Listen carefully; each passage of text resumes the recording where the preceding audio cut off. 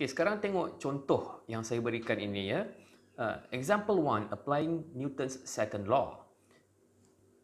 A 10 kilogram box is placed on the table. A horizontal force of 32 Newton is applied to the box. Tengok, kita ada 30 Newton daripada kanan ke kiri. Then a frictional force of 7 Newton is present between the surface and the box. Bayangkan sebuah kotak berada di atas meja. Kita cuba tolak kotak itu. Kita akan rasa kasar kan permukaan meja tu, kita akan tolak bunyi seret tu. Minta maaf lah saya punya sound effect ni bunyi dia lebih-lebih pula. Bunyi seret macam tu. Kasarnya permukaan meja tu menandakan ada frictional force. Dan frictional force sentiasa melawan. Ingat petua saya ini. Frictional force sentiasa melawan arah pergerakan daya yang dikenakan. Kalau kita tolak kotak ke kiri, maka daya geseran akan wujud ke arah kanan. Ingat petua ni, frictional force always, the direction of frictional force always opposite with the resultant force. Kena ingat tu. Okey, kita tengok lagi gambar. So soalan dia adalah, draw a force diagram indicating all the horizontal forces acting on the box. Yang kedua, calculate the acceleration of the box. Kena ingat, Newton's second law, F equals to ma. Jadi kita ada force of friction di dalam gambar ni, kita ada applied force, kita ada mass of the box. Kita boleh kira, betul lah, F equals to ma, as easy as pie. Wah, tiba-tiba speaking pula. Jadi macam mana kita nak kira sekarang ni? Tiba-tiba ada dua force pula. Ada frictional force, ada applied force. Macam mana kita nak kira? Soalan nombor 2 tu sebenarnya akan dibantu oleh force diagram. Jadi, kalau anak-anak nak menyelesaikan semua masalah berkaitan Newton's first, second and third law, mestilah anak-anak boleh melukis force diagram. Jadi, saya akan ajar macam mana nak melukis force diagram. Tengok slide yang seterusnya. Force diagram tu, lukislah kotak. Semua objek di dalam Newton's law punya masalah ni, kita lukiskan, simplify the system. Lukislah kotak satu. Okay.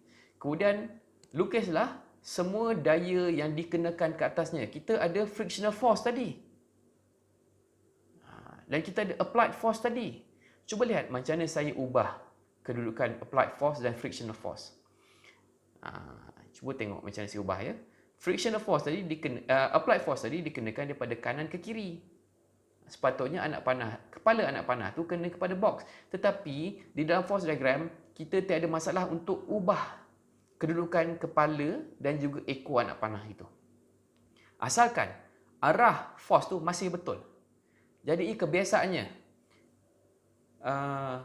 ekor anak panah tu akan berada di atas permukaan kotak. Dan kepala anak panah menjauhi permukaan kotak. Jadinya saya permudahkan diagram applied force berada di kedudukan tersebut di kiri kotak, asalkan arah dia masih betul. Applied force kita tadi ke kiri dan lihat kepala anak panah masih menunjuk ke kiri. Frictional force pula dia akan sentiasa melawan arah applied force. Sama juga dengan kes yang kita tengok slide pertama tadi. Frictional force ke arah kanan dan kali ini kepala anak panah masih lagi ke arah kanan tetapi ekornya bersambung dengan kotak. Jadi inilah tips dan tricks cara-cara melukis force diagram. Mula-mula simplify the system. Kalau kotak, lukislah kotak. Kalau kucing pun lukislah kotak juga. Takkanlah kamu nak bazir masa lukis kucing kan.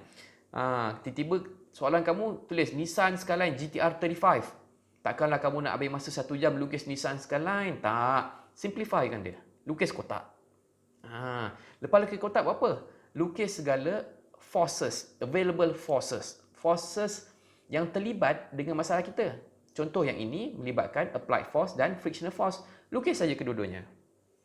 Ekor anak panah letak pada kotak kita. Kepala anak panah menjauhi kotak kita. Asalkan arah forces tersebut masih sama macam apa yang masalah kita ceritakan tadi. Okay. Kemudian acceleration of the box. Kita kena kira. Kena ingat kita dah diberikan forces 1, applied force, forces 2, frictional force, mass pun kita telah ada. Sekarang ni kita nak kira A, acceleration. Macam mana kita nak kira? Sekarang ni kena ingat, force dan acceleration adalah kuantiti, vektor atau skala. Cuba beritahu saya. Force dan acceleration, adakah ia kuantiti, vektor ataupun skala? Betul. Ia adalah kuantiti vektor. Jadi kuantiti vektor dia mempunyai magnitude dan arah. Sekarang ni untuk menyelesaikan kes Newton's Law of Motion, kamu kena pilih. Dia ada dua convention. Yang pertama, pergerakan ke arah kanan dan atas adalah positif, manakala pergerakan ke kiri dan ke bawah adalah negatif. Ataupun convention yang kedua adalah kamu boleh pilih sama ada pergerakan ke kiri dan ke bawah itu adalah positif dan pergerakan ke kanan dan ke atas itu adalah negatif. Kamu bebas untuk memilih option pertama atau option kedua. Tapi kebiasaannya kita akan pakai option yang pertama, iaitu kanan dan atas positif, bawah dan kiri adalah negatif. Kebiasaannya, kita kekalkan itu. Boleh? Kita ambil yang kanan positif dan atas positif, bawah negatif, pergerakan ke kiri negatif. Kita pakai itu. Alright. Jadinya, mungkin ada yang tanya, apa jadi kalau kita cuba pilih pergerakan kiri dan ke bawah positif? Boleh, tak ada masalah. Kita cuba kira ya. Okay. Nah, tengok slide seterusnya.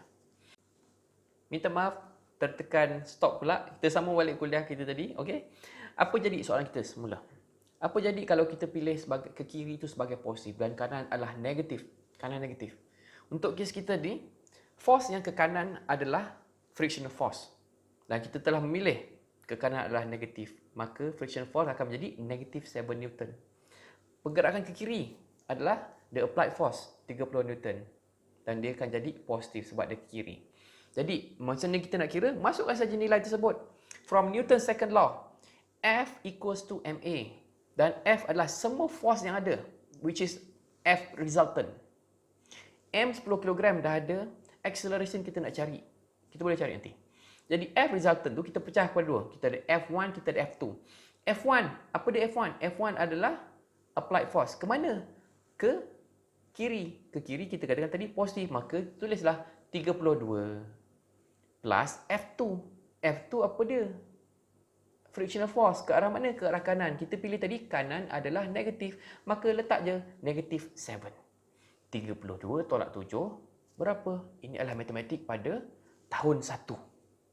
Tahun 1 sekolah rendah. 32 tolak 7 berapa? Mudah saja kan?